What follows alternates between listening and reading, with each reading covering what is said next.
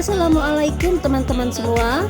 Saat ini kita sedang berada di ujung timur Danau Tawar, tepatnya di Kampung Lenong Bulan 2, Kecamatan Bintang, Takengon, Aceh Tengah. Jarak yang harus ditempuh dari kota Takengon ke dermaga wisata Pantai Menye ini yaitu sekitar 17 km atau selama 20 menit perjalanan. Dermaga wisata Pantai Menye ini sangat unik karena konstruksinya terbuat dari kayu dan motifnya menyerupai kerawang gayo.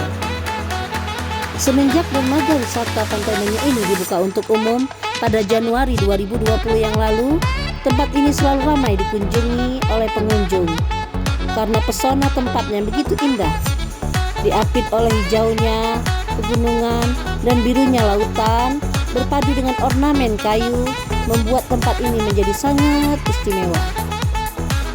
Selain untuk menikmati pemandangan dan panorama alam, tempat ini juga digunakan oleh para pengunjung untuk berfoto bersama teman-teman dan keluarga.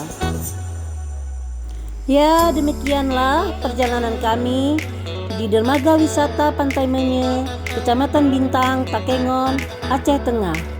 Semoga dapat menjadi referensi bagi teman-teman yang ingin berwisata atau berkunjung ke kota dingin Takengon. Sampai bertemu lagi di traveling kami selanjutnya. Wassalam.